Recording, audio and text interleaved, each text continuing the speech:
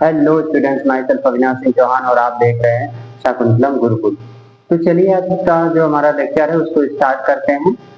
तो आज का जो हमारा टॉपिक है वो है इलेक्ट्रोस्टैटिक्स। ओके, तो सबसे पहले हम समझते हैं कि इलेक्ट्रोस्टैटिक्स का मतलब क्या होता है।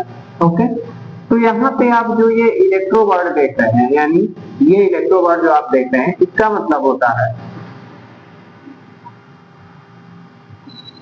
Electric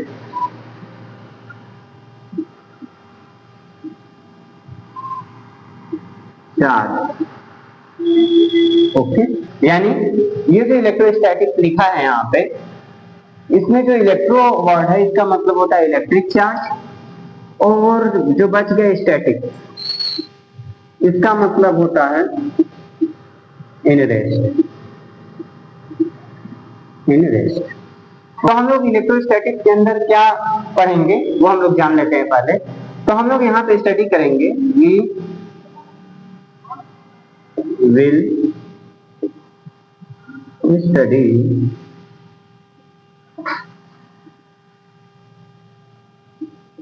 we will study under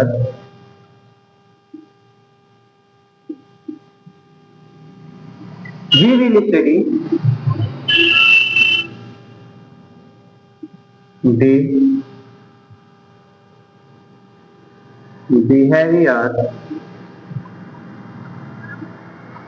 behavior shown by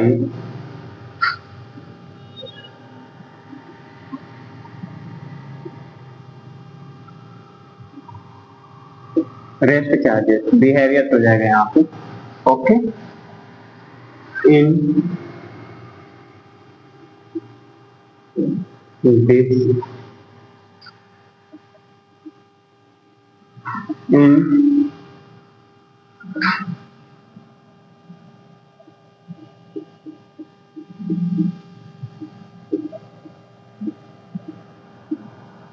electrostatics. Okay, यानी इलेक्ट्रोस्टैटिक्स के अंदर हम लोग क्या पढ़ने वाले हैं, हम लोग देखेंगे कि कोई चार्ज है, इलेक्ट्रिक चार्ज है। ये हम लोग भी बात करेंगे कि इलेक्ट्रिक चार्ज क्या होता है। तो अभी के लिए हम लोग ये मान लेते हैं कि एक इलेक्ट्रिक चार्ज कोई पार्टिकल होगा।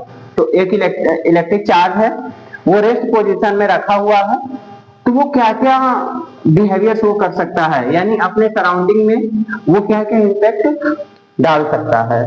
ओके, ये इसी तरीके से है जैसे कि हम लोग कहते हैं कि एक मास पार्टिकल है, ये स्मॉल m का क्या है, मास है। तो ये अपने सराउंडिंग में क्या क्या बिहेवियर शो करता है कि आसपास जितने भी मासेस रखे होंगे, यानी जितने भी मास ऑब्जेक्ट होंगे, उन सब पे ये क्या कर रहा होगा, ग्रेविटेशनल अट्रैक्शन फोर्स लगा रहा होगा, ग्रेविटेशनल अट्रैक्शन फोर्स लगा रहा होगा, ग्रेविटेशनल अट्रैक्शन फोर्स लगा रहा होगा, इस तरीके से। ओके, और अपने इर्द गिर्द क्या कर रहा होगा, ग्रेविटेशनल फील्ड लाइन क्या कर रहा होगा, प्रोड्यूस कर रहा होगा। ओके, तो इसका जो डायरेक्शन होता है वो इसी ऑब्जेक्ट की तरफ होता है। ओके, और भी बहुत सारे बिहेवियर है। ग्रेविटेशनल पोटेंशियल इससे एसोसिएटेड होता है। ओके ना, ग्रेविटेशनल पोटेंशियल एनर्जी होता है, बहुत सारी चीजें होती हैं।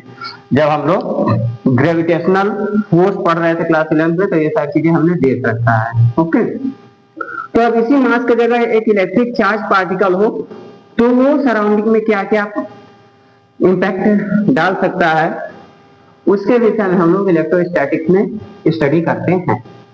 ओके, तो सबसे पहले तो हम लोग इसमें यही समझते हैं कि इलेक्ट्रिक चार्ज क्या होता है। तो हमारा जो नया टॉपिक है वो है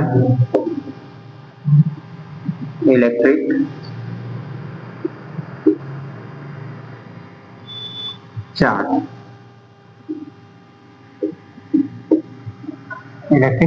ओके, ठीक है।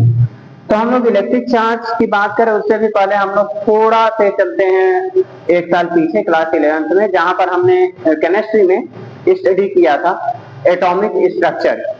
तो शायद ये केमिस्ट्री का पहला चैप्टर रहा होगा या फिर दूसरा चैप्टर रहा होगा जहां पे आपने एटॉमिक स्ट्रक्चर की बात कर रखी थी। तो हम लोग क्या करेंगे, उसके स्टेप बाय स्टेप डेवलपमेंट पर न जाकर हम लोग सिर्फ उसका जो फाइनल मॉडल था एटम का उस पर डिस्कशन करेंगे। ओके, तो हम लोग जानते हैं कि यूनिवर्स में जितने भी मटेरियल्स हैं, फॉर एग्जाम्पल ये मार्कर हो गया, मार्कर का जो सबसे छोटा यूनिट होगा वो होगा क्या, एटम होगा। ओके, एटम से मिलकर ये पूरा का पूरा मार्कर बना होगा, एटम से मॉलिक्यूल, मॉलिक्यूल अरेंज होकर क्या बनाए होंगे, मार्कर को बनाए होंगे। ओके, यानी किसी भी मटेरियल का सबसे जो छोटा यूनिट होता है जिसके रिपीटेशन से वो मटेरियल पूरा तैयार होता है, उसका बल्क तैयार होता है, उसे हम लोग कहते हैं एटम।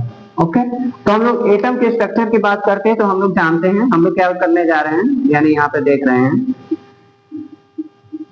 स्ट्रक्चर ऑफ एटम की बात कर रहे हैं। अगर हम लोग स्ट्रक्चर ऑफ एटम, तो हम लोग जानते हैं एक एटम होता है, उसमें क्या क्या चीजें होती है, न्यूक्लियस होता है और उसके सराउंडिंग में क्या होता है, इलेक्ट्रॉन मूव करते रहते हैं।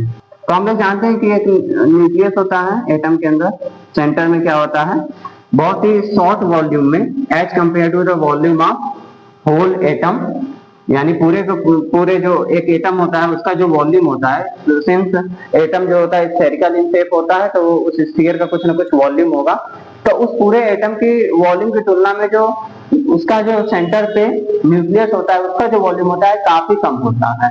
ओके, तो ये रहा हमारा न्यूक्लियस, ये क्या है, न्यूक्लियस है, न्यूक्लियस। इस न्यूक्लियस में क्या क्या होगा, प्रोटॉन होगा और न्यूट्रॉन होगा। ओके, और इसके सराउंडिंग में क्या होगा, इलेक्ट्रॉन होगा जो कि सर्कुलर पाथ से मूव कर रहा होगा इस तरीके से। ओके, ठीक है, तो एक ही इलेक्ट्रॉन नहीं होगा, यहाँ पे डिपेंड करेगा कि वो एटम किस एलिमेंट का है। जैसे हाइड्रोजन का है तो एक प्रोटॉन होगा और न्यूट्रॉन गायब होगा और एक बाहर की तरफ इलेक्ट्रॉन होगा। हीलियम की बात करेंगे, हीलियम के लिए तो 2 प्रोटॉन होंगे, 2 न्यूट्रॉन होंगे और 2 इलेक्ट्रॉन होंगे। ओके, तो उसी तरीके से हम किसी एक स्पेसिफिक एलिमेंट की ना बात कर हम लोग यहाँ पे लिख लेते हैं कि n नंबर ऑफ प्रोटॉन है, n नंबर, यानी हम लोग यहाँ पे क्या कर रहे हैं कि ऐसे एलिमेंट का यहाँ पे एटम ड्रॉ कर रहे हैं जिसका एटॉमिक नंबर स्मॉल n है।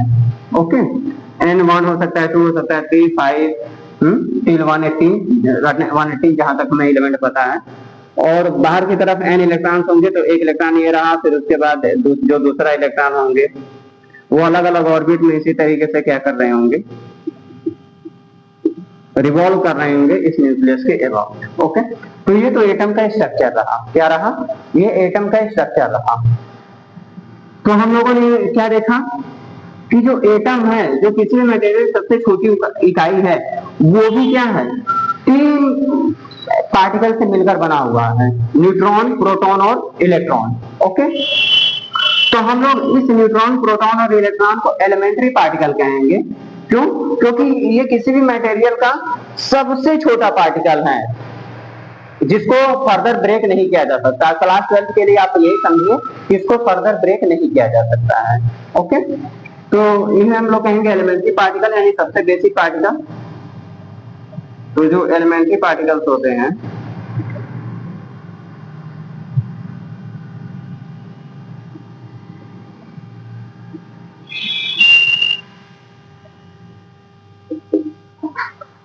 वो होते हैं 3, इलेक्ट्रॉन, प्रोटॉन, फिर उसके बाद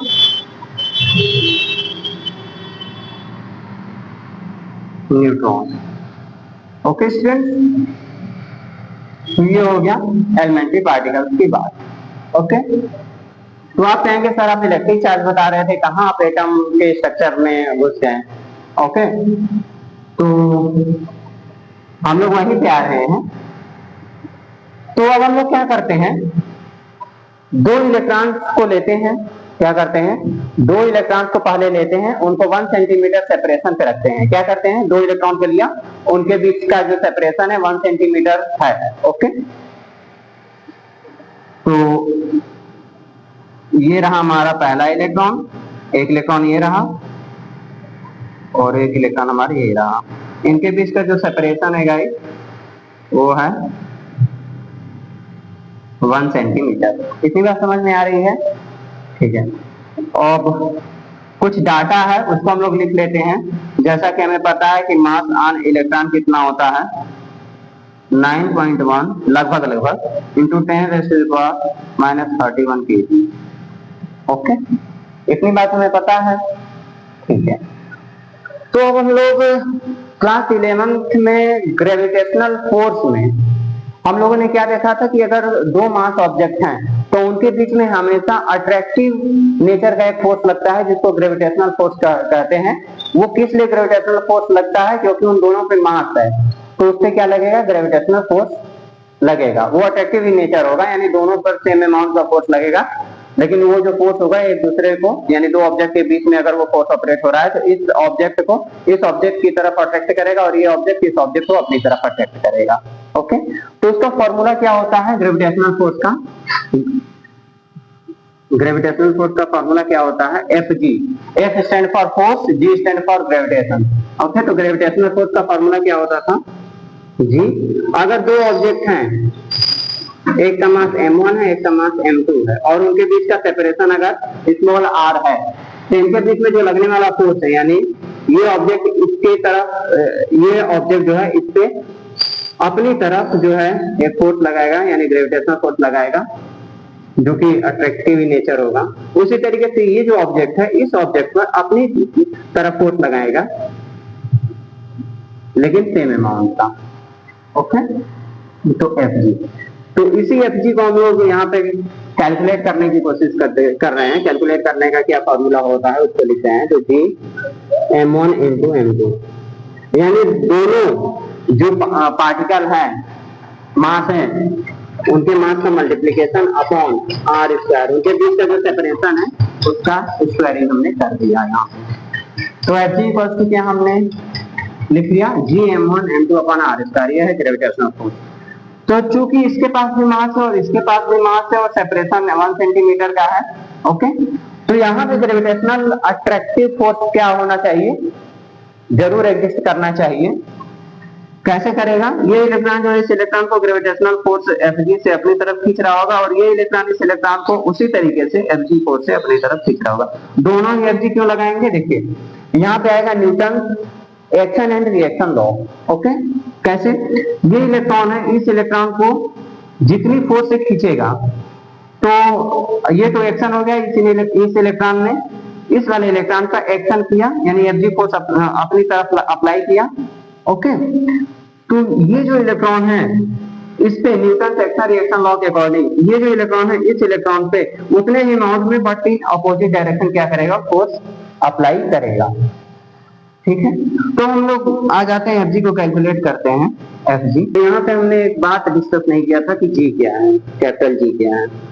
ये है ग्रेविटेशनल कांस्टेंट।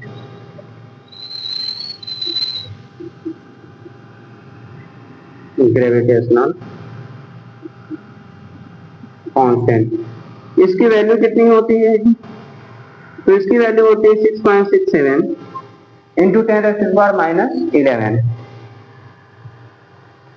तो इस G की वैल्यू कितनी होती है? 6.67 इंटू 10⁻⁻11 न्यूटन मीटर स्क्वायर पर केजी स्क्वायर। ओके, तो ये होता है G की वैल्यू। तो हम लोग लिख देते हैं Fg इक्वल्स टू क्या हो जाएगा?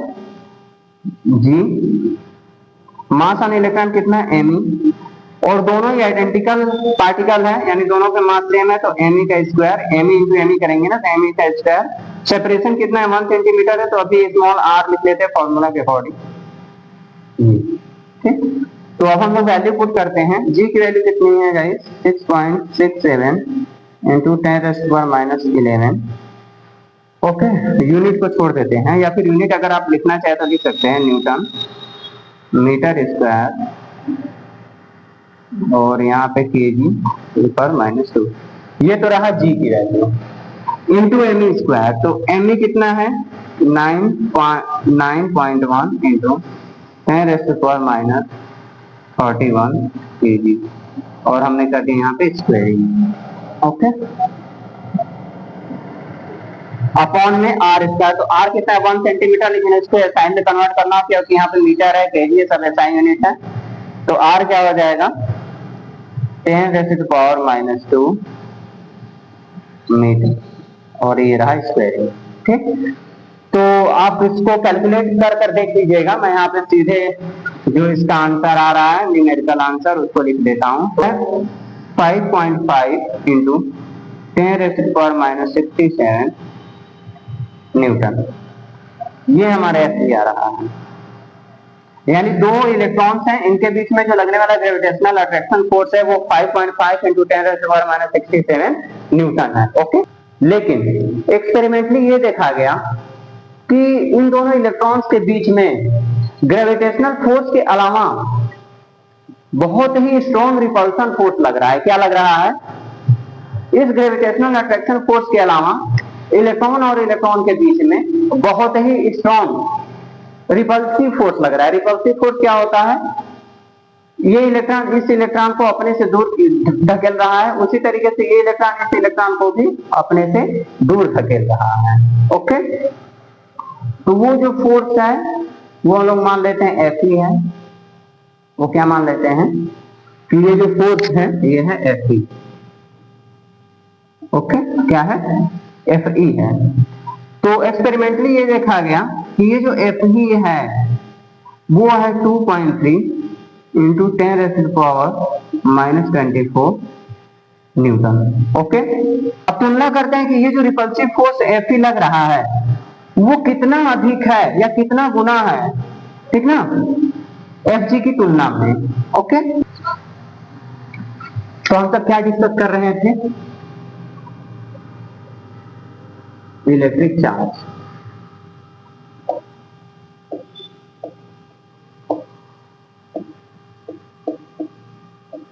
हम लोग डिस्कस कर रहे थे इलेक्ट्रिक चार्ज।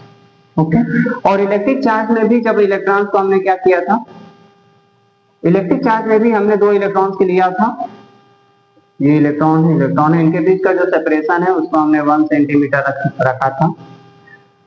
ओके, तो हमने देखा था कि इन दोनों के बीच में ग्रेविटेशनल फोर्स Fg लग रहा है, और इस Fg की जो वैल्यू थी वो थी कितनी? 5.5 इंटू 10⁻⁻67 न्यूटन। ओके, और हमने ऑब्जर्वेशन से क्या देखा? दो इलेक्ट्रॉन को 1 सेंटीमीटर दूरी पे रखकर ऑब्जर्व किया तो ये देखा कि ग्रेविटेशनल फोर्स के अलावा इन दोनों के बीच में स्ट्रॉन्ग रिपल्सिव फोर्स लग रहा है। यानी ये इलेक्ट्रॉन इस इलेक्ट्रॉन को धकेल रहा है एक फोर्स से, जिसको हम लोगों ने कहा दिया Fe। उसी तरीके से ये इलेक्ट्रॉन इस इलेक्ट्रॉन को सेम अमाउंट धकेल रहा है। ओके, अब ये दोनों जितना ये अब क्या होगा, ये कैसे आ रहा है? दोनों Fe क्यों इक्वल है? यहाँ पे Newton action and reaction law यानी न्यूटन थर्ड लॉ अप्लाई हो रहा है कि ये जो इलेक्ट्रॉन है जितना फोर्स इस पे लगाएगा उतना ही फोर्स ये इलेक्ट्रॉन इस पे लगाएगा। इसीलिए यहाँ पे ये जो रिपल्सिव फोर्स लगा रहा है Fe, उतना ही रिपल्सिव फोर्स ये वाला इलेक्ट्रॉन इस पे लगाएगा अपोजिट डायरेक्शन में। ओके, तो ये Fe आया कितना? ये कैलकुलेशन से नहीं आया है, ऑब्जर्वेशन से आया है। तो ये आया 2.3 इंटू 10⁻⁻24 न्यूटन। ठीक, अभी आपको पता चलेगा कि Fe वाकई बहुत अधिक स्ट्रॉन्ग फोर्स है Fg की तुलना में। ठीक ना, यहाँ पे ये बैलेंस आउट नहीं होंगे, Fe इक्वल टू Fg नहीं हो रहा होगा। इन दोनों का रिजल्टेंट लेंगे तो ये क्या हो रहा होगा, एक दूसरे से दूर जा रहे होंगे, क्योंकि Fe मच स्ट्रॉन्गर है देन Fg। देखते हैं, तो Fe अपॉन Fg कर लेते हैं, पता चल जाएगा हमें कि Fg की तुलना में Fe कितना गुना है। ओके, तो Fe कितना है हमारा? 2.3 इंटू 10⁻⁻24 न्यूटन। कितनी बात समझ में आई? Fc कितना है? 5.5 इंटू 10⁻⁻67 न्यूटन। अभी के लिए हम लोग ये जो है इसको हटा देते हैं क्योंकि ये बहुत होगा तो क्या हो सकता है, ये कुछ 0.4 के करीब आ रहा होगा, ये क्या कर रहा होगा 0.4 से 0.5 के करीब आ रहा होगा। ओके, तो हम लोग क्या करते हैं, यानी इसकी जो वैल्यू होगी 1 से 10 के बीच कुछ आ रही होगी, इतना समझ लेते हैं। आप इसको एग्जैक्ट कैलकुलेट भी कर सकते हैं, तो मैं मान लेता हूं कि x आ रहा होगा इसका रेशियो, तो x इंटू, अब ये देखिए 10⁻⁻24 है और नीचे है 10⁻⁻67, तो 10⁻⁻67 ये ऊपर जाएगा तो 10⁻67 हो जाएगा, यानी पहली बात ये न्यूटन से न्यूटन कैंसिल हो जाएगा, तो यूनिट लेस हो जाएगा, ये 10⁻⁻24 इंटू 10⁻67। ओके, FE/mg, तो क्या आ रहा है x इंटू 10⁻⁻24 प्लस 67, तो ये कितना हो जाएगा,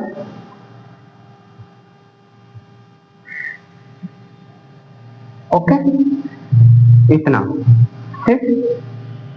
तो x की जो वैल्यू है वो 0.4 से लेकर 0.6 ऐसा ही कुछ हम लोग कह सकते हैं, जो भी होगा, एक से 0 तो हो नहीं सकता है, ओके ना, तो 1 से लेकर 10 के बीच में जो भी हो ये, ठीक, या फिर हम लोग ये कहें कि 0 नहीं हो सकता, हाँ, लेकिन 0 से बड़ा होगा लेकिन 1 से छोटा होगा, यानी x को हम लोग क्या कहेंगे, 0 से तो बड़ा है 1 से छोटा है, तो जो भी वैल्यू है ये, ओके, तो ये डेसिमल में है, तो अगर आप चाहें तो ये डेसिमल में ही आएगा क्योंकि 1 से छोटा है, 0 से बड़ा, तो डेसिमल में आएगा, तो डेसिमल हटाने के लिए एक पावर ले भी ले आप, 10⁻43 है, इसमें से हमने 10 से इसको मल्टीप्लाई कर दिया तो ये 4 या 6 आएगा, तो 4 या 6 जो भी आ रहा है उसमें मल्टीप्लाई है 10⁻42 का, यानी इसका मतलब क्या हुआ कि जो इलेक्ट्रिक फोर्स है गाइस, वो ग्रेविटेशनल फोर्स की तुलना में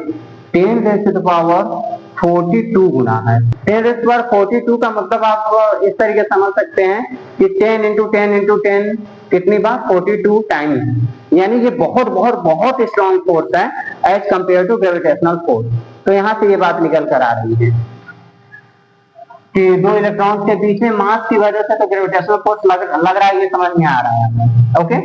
लेकिन यहाँ पे स्ट्रॉन्ग रिपल्सन फोर्स भी हमें देखने को मिल रहा है, जिसका जो अमाउंट है वो 2.3 इंटू 10⁻⁻24 न्यूटन है, जो कि मच मच मच स्ट्रॉन्गर है, यानी इसका मतलब हमें क्या मिल रहा है, इस रेशियो से हमें क्या पता चल रहा है कि Fe जो है much much much much greater than है Fg, ठीक ना, यानी Fe के आगे Fg कुछ भी नहीं है, Fe के आगे आप Fg को निगलेक्ट मान सकते हैं, ओके। ये बहुत ही स्ट्रॉन्ग फोर्स निकल कर आ रही है, ओके। तो ये जो फोर्स निकल कर आ रही है इसको हमने नाम दे दिया electric force, electric force, okay. ये जो हमारे पास नया फोर्स आया है Fe = 2.3 इंटू 10⁻⁻24 न्यूटन, और जो कि मच मच मच स्ट्रॉन्गर है Fg से, ओके। तो जैसे ग्रेविटेशनल फोर्स किस वजह से आया है, जो पार्टिकल है उसकी मास जो है, जैसे इलेक्ट्रॉन की हम बात करें तो उसपे जो मास me है उसकी वजह से क्या आया है, यहाँ पे ग्रेविटेशनल फोर्स आया है। और मास क्या है, उस पार्टिकल के या किसी भी ऑब्जेक्ट का इंट्रिंसिक प्रॉपर्टी होता है। मास क्या होता है, हम लोग क्या जानते हैं कि जो मास होता है, mass capital M is intrinsic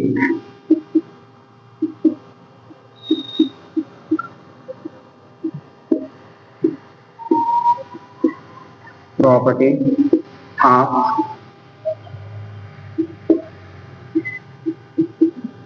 material, okay. Intrinsic property का क्या मतलब होता है, किसी भी ऑब्जेक्ट या मटेरियल की दो प्रॉपर्टी होती है, एक एक्सट्रिंसिक होती है और एक इंट्रिंसिक होती है। इमोशनल अटैचमेंट या फिर इमोशन फील करने की जो प्रॉपर्टी है वो ह्यूमंस के अंदर बाय बर्थ होती है, तो ये हो गई ह्यूमंस के लिए ये इंट्रिंसिक प्रॉपर्टी है जो बाय बर्थ है, ओके। और जो आप और एक्सट्रिंसिक प्रॉपर्टी क्या होती है, एक्सट्रिंसिक प्रॉपर्टी इस तरीके समझ सकते हैं कि जो उम्र ढलने के साथ साथ हम लोग सीखते जाते हैं, जैसे कोई क्या कर रहा है, टीचिंग स्किल सीख रहा है, कोई फुटबॉल खेलना सीख रहा है, तो ये हो गई एक्सट्रिंसिक प्रॉपर्टी, ओके। तो इंट्रिंसिक प्रॉपर्टी, इनबिल्ट प्रॉपर्टी आप कह सकते हैं कि ये इंट्रिंसिक जो प्रॉपर्टी होती है ये होती है इनबिल्ट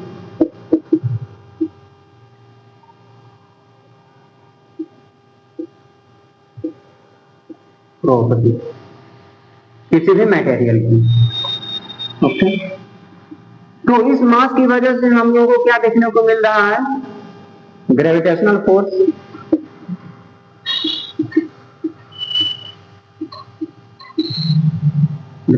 यहां पे ये ध्यान दें कि ये जो इलेक्ट्रॉन है आइसोलेटेड सिस्टम के अंदर रखे गए हैं। क्या है, आइसोलेटेड सिस्टम, यानी जब भी आगे चलकर मैं आइसोलेटेड सिस्टम की बात करूंगा, यहाँ पे हमने क्या कहा कि ये जो इलेक्ट्रॉन है इसको एक सिस्टम की तरह ट्रीट करे, आइसोलेटेड सिस्टम की तरह ट्रीट करे। इसका मतलब ये हुआ इन दोनों इलेक्ट्रॉन के अलावा सराउंडिंग में जितने भी पार्टिकल है या फिर जितने भी सब्सटेंस है उनका इंटरेक्शन इन दोनों से नहीं हो रहा है, यानी जीरो है। यानी वो क्या है, सराउंडिंग से एकदम अलग है। सराउंडिंग में जितने भी ऑब्जेक्ट हैं या जितने भी पार्टिकल्स हैं उनका कोई भी इंपैक्ट इन दोनों इलेक्ट्रॉन से नहीं हो रहा है। तो इन दोनों इलेक्ट्रॉन्स के बीच में जो दो फोर्सेस आ रही हैं ये इन्हीं दोनों इलेक्ट्रॉन्स की प्रॉपर्टी की वजह से आ रही होगी। एक तो Fg आ रहा है इन दोनों पर जो मास है उसकी प्रॉपर्टी की वजह से, और एक दूसरा ऑब्जर्वेशनल हमारा जो फोर्स आ रहा है Fe यानी इलेक्ट्रिक फोर्स। तो ये जो फोर्स आ रहा है ये भी जरूर इनकी कोई ना कोई प्रॉपर्टी होगी जिसके वजह से ये फोर्स एग्जिस्टेंस में आ रहा है, जो कि आइसोलेटेड सिस्टम के अंदर ये है, बाहर से कोई भी इंपैक्ट नहीं पड़ रहा होगा इससे। इसका मतलब इसके अंदर जो भी चीजें हो रही हैं इन दोनों के कारण ही हो रही होंगी। इन दोनों के पास ऐसी प्रॉपर्टी जरूर होगी जो कि इस इलेक्ट्रिक फोर्स को जन्म दे रही होगी। तो उस प्रॉपर्टी को हम लोग कहते हैं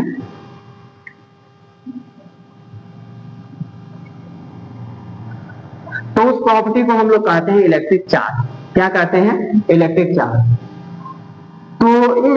तो इन इलेक्ट्रॉन्स की जिस प्रॉपर्टी की वजह से इलेक्ट्रिक फोर्स एग्जिस्टेंस में आ रहा है उस प्रॉपर्टी को हम लोग क्या कहेंगे, इलेक्ट्रिक चार्ज कहेंगे। कहेंगे कि इलेक्ट्रॉन्स के पास एक प्रॉपर्टी है जिसको इलेक्ट्रिक चार्ज कहेंगे। उस इलेक्ट्रिक चार्ज की वजह से ही ऐसी फोर्स क्या हो रहा है, एग्जिस्टेंस में आ रहा है। हम लोग ने क्या देखा कि एग्जिस्टेंस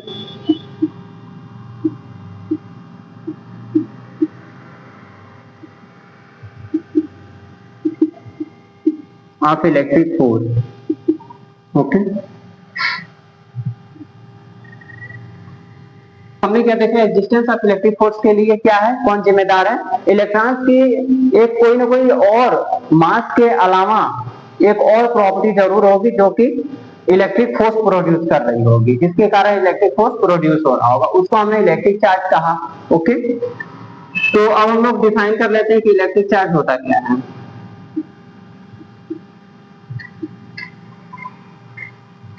ओके, तो यहाँ पे डिफाइन करते हैं, the electron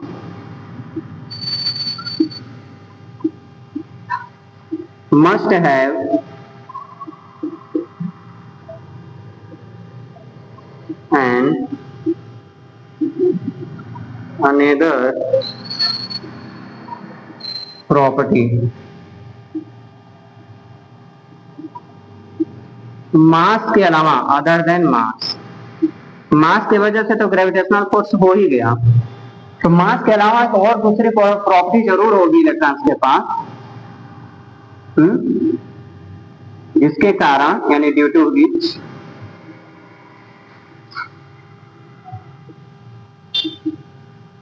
electric force exist. Okay, ठीक है ना, एग्जिस्ट। तो हम लोग उस प्रॉपर्टी को क्या कहेंगे, electric charge is called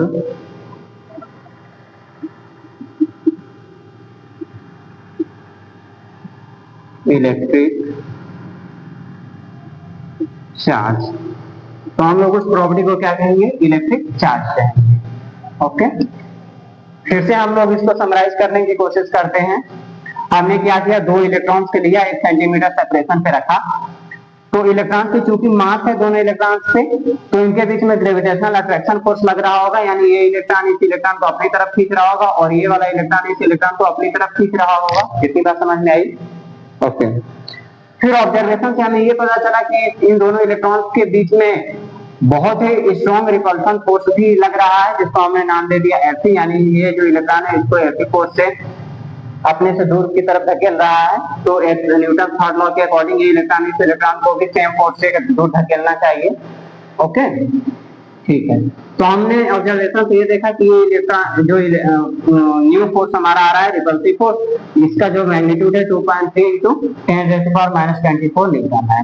okay, अब हम लोगों ने यहाँ पे क्या देखने की कोशिश की है कि Fe कितना गुना है Fg की तुलना में। तो यहाँ पर हमने कैलकुलेशन की, Fe की वैल्यू रख दिया, Fg की वैल्यू रख दिया, तो हमारा ये निकल कर आया रफली, एक रफ कैलकुलेशन ये निकल कर आया कि Fe जो है Fg की तुलना में 10⁻43 गुना अधिक है। ओके, इसका मतलब 10⁻42 गुना अधिक होना मतलब बहुत बहुत स्ट्रॉन्ग रिपल्सिव, ये जो फोर्स है बहुत स्ट्रॉन्ग है as compare to gravitational force. तो इसका मतलब Fe is much much much much stronger than Fg। Okay, तो हम लोग ने क्या किया, इन दोनों इलेक्ट्रॉन को लेकर एक डब्बे के अंदर बंद कर दिया, एक ऐसे संदूक के अंदर बंद किया जो सराउंडिंग के जितने भी इंटरेक्शंस है, जैसे सराउंडिंग में और भी बहुत सारे इलेक्ट्रॉन्स होंगे कि नहीं, और बहुत सारे मास पार्टिकल्स होंगे, तो वो सारे के सारे क्या कर रहे होंगे, इन दोनों इलेक्ट्रॉन्स पर ग्रेविटेशनल फोर्स, इलेक्ट्रिक फोर्स और भी कुछ फोर्सेस हो सकते हैं, तो वो भी अप्लाई कर रहे होंगे।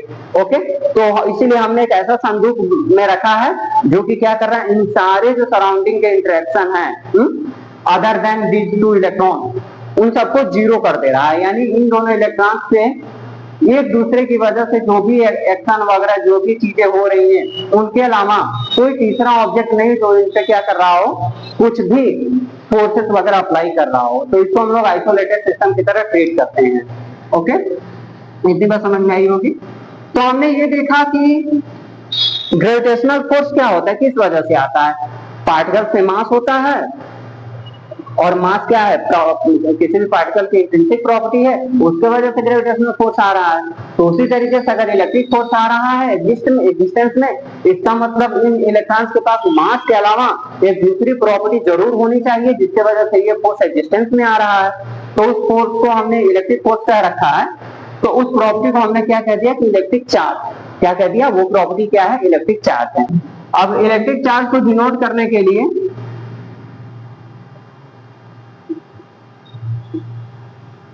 या तो आप स्मॉल क्यू का यूज कर लीजिए या फिर कैपिटल क्यू का भी यूज कर सकते हैं। तो केस नंबर 1,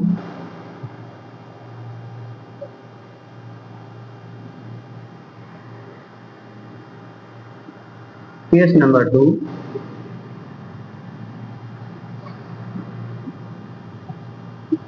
केस नंबर 3,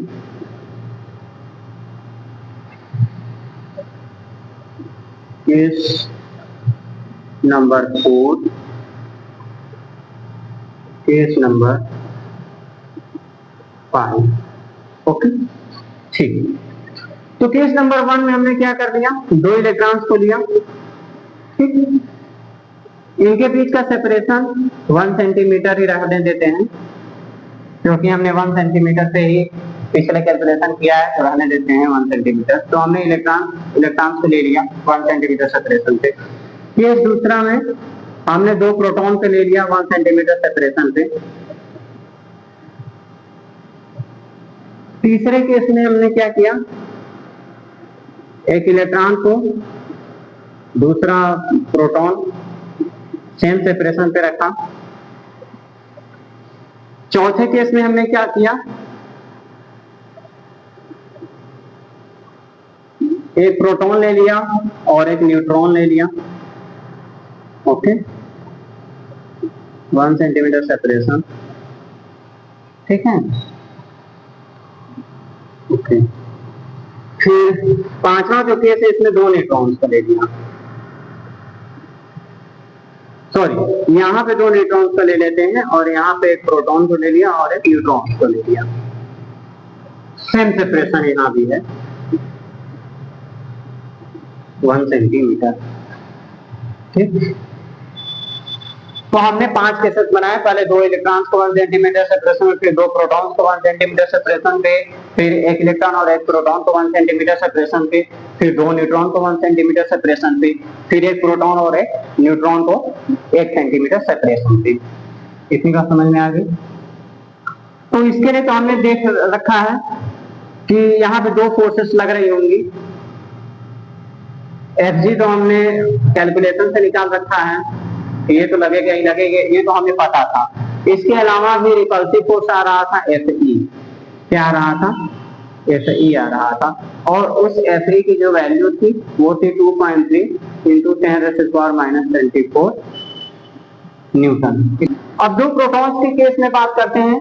तो दो प्रोटॉन्स को जब रख कर देखा गया तो चूंकि प्रोटॉन्स पे जो मास जो होता है वो होता है 1.67 लगभग हम लोग बात कर रहे हैं, ये एग्जैक्ट नहीं है, इंटू 10⁻⁻27 केजी। ओके, तो प्रोटॉन्स में चूंकि मास है, और मास क्या है? इंट्रिंसिक प्रॉपर्टी है, इसकी वजह से क्या आता है? ग्रेविटेशनल फोर्स एक्जिस्टेंस में आता है। तो यहाँ पे हम लोग क्या देख रहे हैं कि ये भी प्रोटॉन है, और दोनों ही मास कैरी कर रहे हैं, जिसका मैग्नीट्यूड ये है। तो मास की वजह से इन दोनों प्रोटॉन्स के बीच में अट्रैक्टिव फोर्स Fg लग रहा होगा, Fg। ओके, लेकिन ऑब्जर्वेशन से ये देखा गया कि इन प्रोटॉन्स के बीच में ग्रेविटेशनल अट्रैक्शन फोर्स के अलावा, यानी Fg के अलावा, एक मच स्ट्रॉन्गर, किसकी तुलना में? ग्रेविटेशनल फोर्स की तुलना में मच स्ट्रॉन्गर रिपल्सिव फोर्स भी क्या हो रहा है? यहाँ पे ऑपरेट हो रहा है। ठीक, ऐसे ही, जिसका मैग्नीट्यूड सेम है एज कंपेयर टू Fe।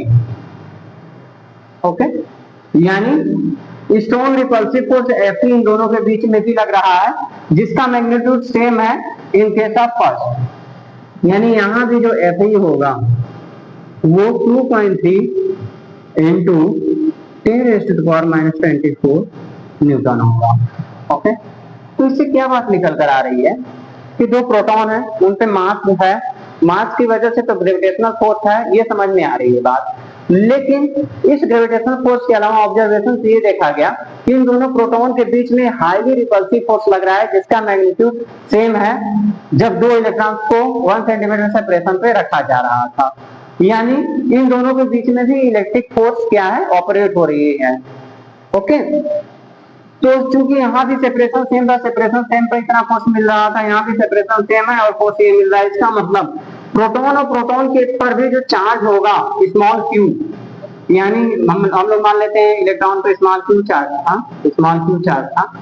तो प्रोटॉन्स और प्रोटॉन्स में भी जो चार्ज होगा वो क्या होगा? स्मॉल क्यू ही होगा।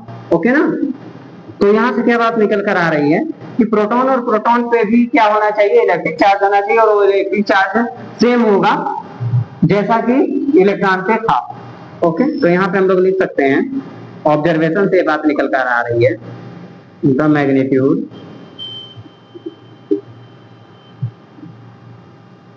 Of electric charge on proton is equal to, ठीक ना, magnitude of charge on electron के।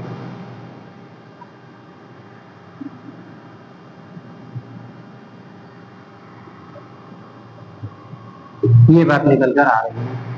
ओके, अब केस थर्ड की बात कर लेते हैं हम लोग। यहाँ पे प्रोटॉन की बात कर रहे हैं, यहाँ पे प्रोटॉन और इलेक्ट्रॉन आ जाएगा। ठीक, केस थर्ड में क्या देखा गया? सिंस प्रोटॉन पर भी मास है, कितना मास है प्रोटॉन पे? 1.67 इंटू 10⁻⁻27 केजी। इलेक्ट्रॉन पे भी मास है, वो मास कितना है? यहाँ पे लिख लीजिए Me, लगभग 9.1 इंटू 10⁻31 केजी। ये मास है इलेक्ट्रॉन पे। तो दोनों ही क्या है? मास कैरी कर रहे हैं। तो इसका मतलब क्या हुआ? इसका मतलब ये हुआ कि इन दोनों के बीच में ग्रेविटेशनल अट्रैक्शन, जो ग्रेविटेशनल अट्रैक्टिव फोर्स है वो अप्लाई होगा। तो हम लोग मान लेते हैं कि इन दोनों के बीच में जो ग्रेविटेशनल अट्रैक्टिव फोर्स है वो Fg है। F stand for force and G stand for gravitation, तो ग्रेविटेशनल फोर्स। अब ऑब्जर्वेशन से ये देखा गया गाइस, क्या देखा गया? ऑब्जर्वेशन से ये देखा गया कि प्रोटॉन और इलेक्ट्रॉन को जब हम लोग एक सेपरेशन पे रखते हैं तो उनके बीच में इन दोनों पे चूंकि मास है तो उसके वजह से तो ग्रेविटेशनल अट्रैक्शन फोर्स अप्लाई हो ही रहा है, जो क्या कर रहा है, इन दोनों को अट्रैक्ट कर रहा है एक दूसरे की तरफ। लेकिन इसके अलावा हमें क्या देखने को मिला कि इन दोनों के बीच में एक और इस Fg से की तुलना में कई गुना अधिक एक दूसरा फोर्स लग रहा है जो कि अट्रैक्टिव इन नेचर है। ठीक, इसको Fe से डिनोट कर लेते हैं। और ये जो Fe है इसका जो मैग्नीट्यूड आ रहा है वो भी 2.3 × 10⁻24 न्यूटन ही है। इसका मतलब केस फर्स्ट और केस सेकंड में जो इलेक्ट्रिक फोर्स का मैग्नीट्यूड आ रहा था वही केस थर्ड में भी सेम सेपरेशन पे इलेक्ट्रॉन प्रोटॉन के रखने पर आ रहा है।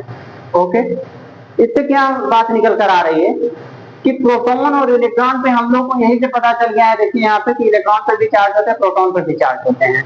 और हमने यही कहा कि प्रोटॉन और इलेक्ट्रॉन पे सेम चार्ज होते हैं, जैसे प्रोटॉन पे चार्ज होता है वैसे ही इलेक्ट्रॉन पे चार्ज होता है, यानी क्यू अगर इलेक्ट्रॉन पे है तो क्यू प्रोटॉन पे भी है। लेकिन यहाँ पे केस थर्ड क्या इन दोनों रिजल्ट से अलग हमें रिजल्ट देगा, वो ये होगा, हमें यहाँ तक तो पता चल गया था कि इलेक्ट्रॉन और प्रोटॉन पे सेम चार्ज है।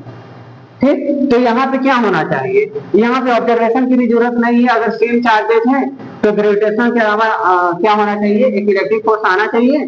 तो इलेक्ट्रिक फोर्स अभी जैसा कि क्या देख रहे थे, दो इलेक्ट्रॉन को रख रहे थे तो रिपल्सिव फोर्स लग रहा था, electric force repulsive in nature था। प्रोटॉन को रख रहे थे तो रिपल्सिव फोर्स जो इलेक्ट्रिक फोर्स था रिपल्सिव इन नेचर था।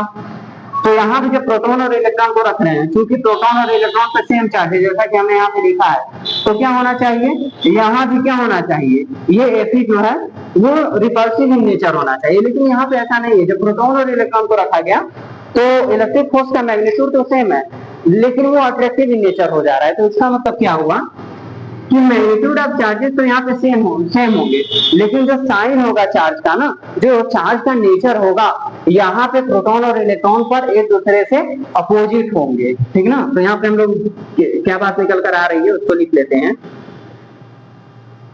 The nature of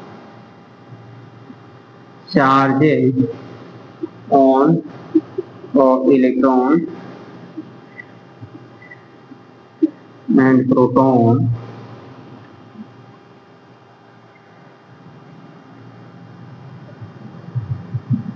would be opposite in nature। अभी हम लोग ये बात नहीं करेंगे कि कितना चार्ज होगा प्रोटॉन और इलेक्ट्रॉन पे, सिर्फ हम लोग ये देख रहे हैं कि nature of charges on electron and proton would be opposite in nature. यानी अगर चार्ज ऑन इलेक्ट्रॉन क्या है, जो इलेक्ट्रॉन पे चार्ज है, अगर हम लोग लिखते हैं, रिप्रेजेंट करते हैं इलेक्ट्रॉन पे चार्ज को Q से, तो हमें प्रोटॉन पे जो चार्ज है उसको रिप्रेजेंट करना पड़ेगा -Q से, क्योंकि अपोजिट इन नेचर है ना, तो ये हो जाएगा -Q। इतनी बात समझ में आ रही है। तो केस थर्ड का इंपॉर्टेंस आप लोग समझ गए होंगे कि केस फर्स्ट और केस सेकंड से क्या रिजल्ट निकल कर आ रहा है केस थर्ड में। ओके, अब हम लोग केस फोर्थ की बात कर रहे हैं। तो जो न्यूट्रॉन, हमने क्या किया, दो न्यूट्रॉन लिया, उनको 1 सेंटीमीटर सेपरेशन पे रखा। ओके, तो हम लोग जानते हैं कि ये न्यूट्रॉन और न्यूट्रॉन, इन पे क्या होता है,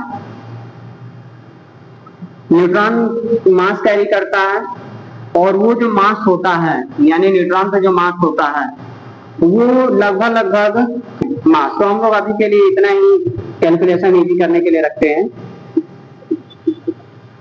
कुल मिला के बस ये दिखाना चाह रहा हूँ कि न्यूट्रॉन पे क्या होता है, मास होता है। ओके, तो जब न्यूट्रॉन पे मास होते हैं और दो न्यूट्रॉन को पास में रखा गया है तो उनके बीच में ग्रेविटेशनल अट्रैक्शन फोर्स लग रहा होगा, क्योंकि न्यूट्रॉन पे मास है। तो मान लेते हैं कि वो ग्रेविटेशनल जो अट्रैक्टिव फोर्स है वो Fg है। ये जो Fg हम लोग निकाल रहे हैं ये तो कैलकुलेशन से निकाल रहे हैं, क्योंकि हमें पता है कि Fg क्या होगा, G m1m2 upon r square होगा, जहाँ पे m1m2 जो दो ऑब्जेक्ट रखे गए उनका मास हो जाएगा, और जो r है वो क्या हो जाएगा, सेपरेशन बिटवीन दो ऑब्जेक्ट। ओके, तो सेपरेशन पता है, मास पता है, capital G universal gravitational constant की वैल्यू पता है, तो हम लोग Fg इजीली कैलकुलेट कर सकते हैं। ठीक, तो हमें थ्योरेटिकली ये तो पता चल गया कि दो न्यूट्रॉन को 1 सेंटीमीटर पर रखेंगे तो जो फोर्स लगेगा वो कितना लगेगा और उसका नेचर क्या होगा, तो अट्रैक्टिव ही नेचर होगा, और फोर्स मान लेते हैं Fg है।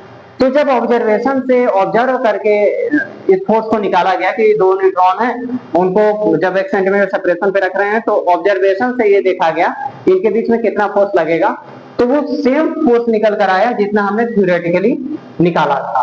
तो इसका मतलब क्या हुआ कि जैसा कि इन तीनों केस में ग्रेविटेशनल फोर्स के अलावा एक तीसरी फोर्स एग्जिस्टेंस में आ रही थी जो कि इलेक्ट्रिक फोर्स कह रहे थे, वो यहाँ पे गायब है। ओके, तो हमें ऑब्जर्वेशन से क्या पता चला, by observation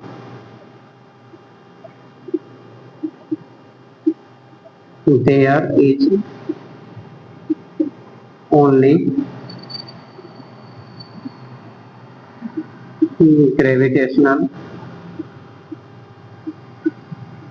force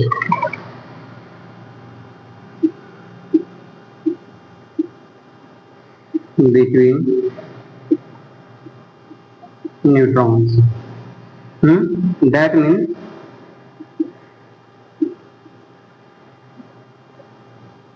no electric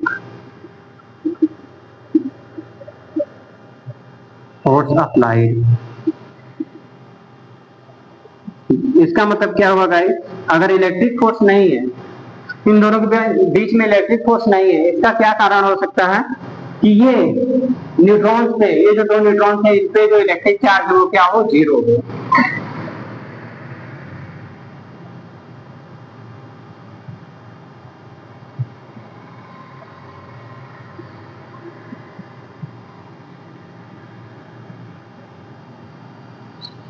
और किसी भी ऑब्जेक्ट पे या किसी भी पार्टिकल पे, किसी मटेरियल पे अगर इलेक्ट्रिक चार्ज जीरो है, ये कहें नेट इलेक्ट्रिक चार्ज जीरो है, तो हम लोग ये कहते हैं कि वो ऑब्जेक्ट, वो मटेरियल, वो पार्टिकल इलेक्ट्रिकली न्यूट्रल है। क्या है, इलेक्ट्रिकली न्यूट्रल है। तो न्यूट्रॉन जो है वो उसका नाम ही इसीलिए पता पड़ा क्योंकि वो इलेक्ट्रिकली न्यूट्रल है। Neutron is electrically neutral, electrically neutral.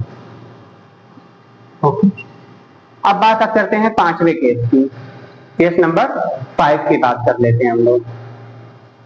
तो हमने एक प्रोटॉन लिया, एक न्यूट्रॉन लिया, उनको 1 सेंटीमीटर सेपरेशन पे रखा, क्योंकि प्रोटॉन पे भी मास है, न्यूट्रॉन पे भी मास है। ओके, तो उनके बीच में एक फोर्स तो अप्लाई होगा ही होगा जो कि ग्रेविटेशनल अट्रैक्शन फोर्स है। ओके, तो Fg, तो आप इसको थ्योरेटिकली निकाल सकते हैं क्योंकि आपको पता है मास ऑन प्रोटॉन कितना है, मास ऑन प्रोटॉन कितना है, मास ऑफ न्यूट्रॉन कितना है, और प्रोटॉन और न्यूट्रॉन के बीच में सेपरेशन कितना है, और कैपिटल जी की भी वैल्यू पता है आपको। ओके, तो अब Fg तो थ्योरेटिकली निकाल सकते हैं। तो जब ऑब्जर्वेशन से देखा गया कि प्रोटॉन और न्यूट्रॉन के बीच में एग्जैक्ट कितना फोर्स है, तो वो सेम फोर्स निकल कर आ रहा था जितना आपने थ्योरेटिकली निकाला था। ओके, तो इससे ये पता चला कि प्रोटॉन और न्यूट्रॉन के बीच में सिर्फ एक ही फोर्स ऑपरेट हो रहा है जो कि ग्रेविटेशनल फोर्स है। लेकिन हम लोग यहाँ पे देख रहे हैं कि प्रोटॉन पे चार्ज है, लेकिन न्यूट्रॉन पे हमने केस फोर्स से जैसा कि पता चला है अभी कि न्यूट्रॉन के पास कोई चार्ज नहीं होता है। इसका मतलब क्या निकल कर आ रहा है कि दो ऑब्जेक्ट ले रहे हैं आप लोग, अगर एक पर इलेक्ट्रिक चार्ज और दूसरे पे इलेक्ट्रिक चार्ज नहीं है, तो उन दोनों के बीच में इलेक्ट्रिक फोर्स नहीं लगेगा, यानी इलेक्ट्रिक फोर्स जीरो होगा। ये बात यहां से निकल कर आ रही है। ठीक,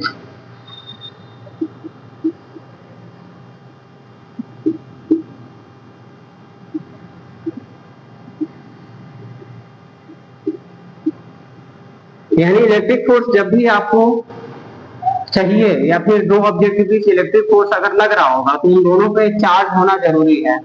अगर एक इलेक्ट्रिक चार्ज है और दूसरा इलेक्ट्रिकली न्यूट्रल है तो उन दोनों के बीच में जो इलेक्ट्रिक फोर्स है वो जीरो होगा।